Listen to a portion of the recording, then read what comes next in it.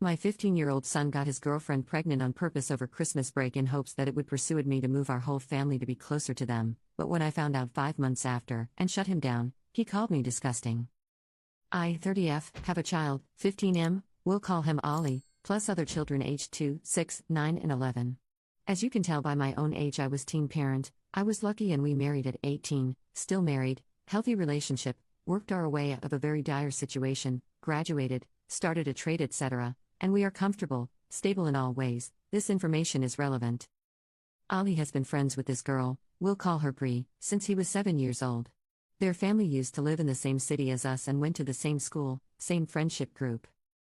We know her parents and are long-distance friends ourselves, not close friends but say hello when the kids are on video chat, had drinks together before. Bree's family moved to a very small town 3 states away due to rental affordability. No secret, we all have talked about the rising costs of everyday life. The cost of living in this city has risen, forcing many locals out. They moved because of that and for better job opportunities 18 months ago. Since then, Ollie has been begging for us to follow, giving us a sales pitch on cheaper housing, better paying jobs, none of which fit either of our professions, the whole works. We have said no because, well, no, but even if we wanted to, our other children are in school, sports and have friends here. Selling and buying another house, finding work outside of our skill set or having to learn new skills, any normal adult would understand this, he does not. Well, fast forward to Christmas. Bree's family come back to our city for a holiday and the kids met up multiple times with each other. It was my understanding that they were always with the other kids, but obviously not since Bree is pregnant, and I am certain it was on purpose. He has access to protection. I don't care for opinions on that. My access was restricted and I had him. He has had intercourse education from me, my husband, school. He knows damn well how babies are made and how not to have one. Ollie now wants me to move to be with her and the baby. It's confirmed. I've talked to her parents, and I said no. I don't feel I need a reason, but he asked. You're 15. We don't have any proof at your child yet. I'm not moving us away from our lives and you aren't going alone until you're 18. We will do a DNA test, then we will look at parenting plans and topped it off with a too bad, too sad. You made your bed, now you have to sleep in it. He took that back to Bree and now all communication between me and her parents has been cut. I'm a terrible person. My comments about the DNA test are disgusting and it's fueling my son's hate for me. He says I am keeping him from the love of his life and future baby, using my own successful relationship as proof it will work out. I actually don't even know if I am right or not. I'm just really upset and feel like my life I worked really hard for has been destroyed. Commenter: nobody going to point out both children are manipulative? Obviously the girl was on board and it sure seems like they both kept it under wraps until it couldn't be aborted. Both children are bad actors here. Update 1. She is due September around the 22nd. So no, there is no option for abortion.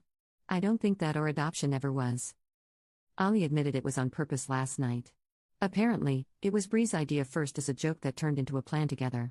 Bree's parents will only pass messages through my son and I have heard this for myself. I stood outside the door and listened to them tell him tell you mother, insert info below, because I know I will just go off on her about that BS still. They are talking bad about me with my kid. They are appalled I would think that way of Bree when I have known her for more than half her life and do not wish to talk to me. I will not allow him to move out there alone. There are some past issues such as Bree breaking up with him twice in the last 18 months because she found someone that she liked more, her new town, around August and October last year, same boy, and when it ended, she came back to Ollie. Bree is a nice girl but her behavior is toxic and has been since a child. Her mother and stepfather are nice but the relationship is unstable, the house is chaos, 9 children combined, blended family and 2/3 teens with serious mental health struggles. He would be leaving stability for chaos and no structure. I want a DNA test, I will not budge on that. I'm close to cutting his contact totally at this point because they are only empowering him and reinforcing his behavior towards me and his father. His father is a man of few words, which is unhelpful. So far he's backed everything I have said and only really chosen to say you have the intelligence of a pair. Commenter: he's 15. You get to make the decisions and you are doing the right thing. No way can you move your whole family because of this. The responsible thing is to do a DNA and set up a parenting plan. He won't like your decisions, but that's too bad. Sometimes being a good parenting is making decisions our kids hate us for. This is a result of their bad decisions, not yours. Update 2. Things have gone south even further. At this point, husband and I have been blocked on all social media and numbers blocked, but the communication with Ollie has continued. Ali gave us Bree's parents' email address to send an email to, but before using that, I asked him to video chat Bree with me there, and then I could ask Bree to please get her parents so I can talk to them about this and tell her that if they were going to continue to refuse, then I would be blocking all contact to Ali and communication until this is resolved. I told Ali this before the call. At first, he flipped out about it, but it was this or I cut communication completely. I do think he understood that it is not okay that her parents are speaking to me through minors, and he said himself he would like us to talk to each other. Bree joined the call and hung up when she saw I too was there. Ali called back a few times and she didn't answer. She asked via text why I wanted to talk to her, and Ali told her that I wanted to speak to her mother, and if we didn't resolve the communication issue, then all contact would be ended until her parents made contact with us and we make a plan for the next few months, including DNA and then birth arrangements. Said that if the baby is his, we will travel there for the birth and first few weeks after. He told her that I personally think it probably is his baby, but I want to be sure and make sure everything is done right from the start. Well, Bree blocked him with a reply, and he is totally heartbroken, not eating, sitting in his room all day and night, not mad at me surprisingly, very, very sorry for him and to us, sad about it all, and I think regretful. He even asked me if there was a way to undo it for himself. I haven't talked about signing over rights, a male abortion his father called it, because I think he's just upset right now. A mutual friend of Bree and Ollie's here in our hometown showed him a few posts she has made in the last 24 hours. Things like "It's you and me against the world, baby girl," and memes about deadbeat dads.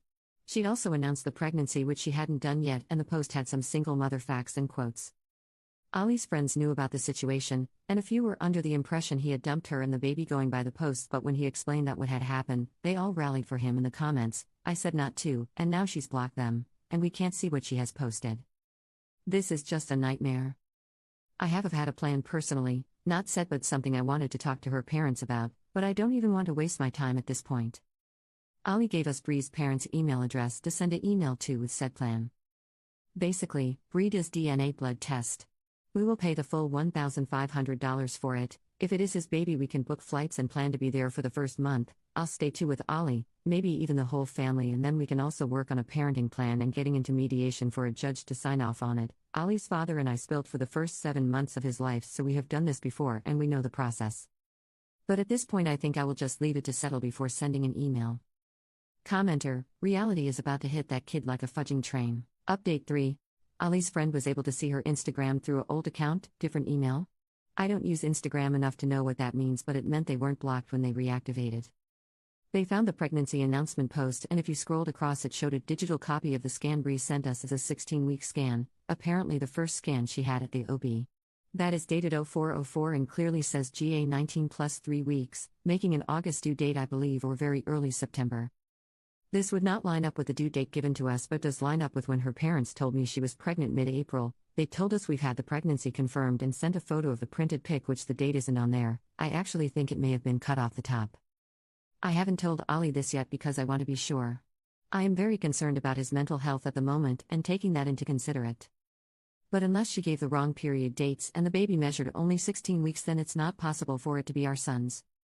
Also added information, her due date from what we know is September 22nd. She was here from December 20th to Jan 7th, and saw Ali December 21st and 22nd and January 4th and 5th. Never overnight.